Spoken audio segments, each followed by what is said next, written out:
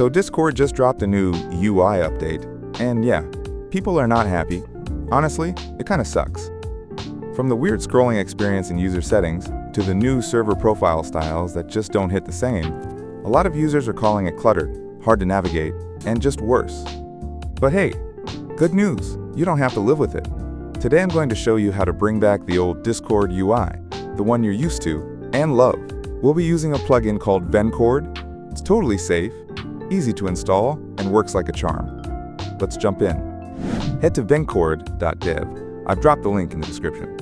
Click on Download Vencord, and you'll see different options depending on your system: Windows, Linux, Mac, and even a browser version.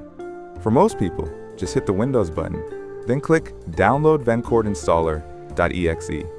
Once it's downloaded, run the installer. When the installer opens, select your Discord version. For most of you, that's just stable. Then click Install. You might get a small pop-up. That means it worked. Now just close the installer and open Discord.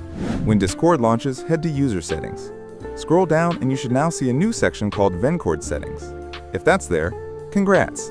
Vencord is installed. Go to the link in the description and download the zip file. Once it's downloaded, extract it. Then copy the CSS file.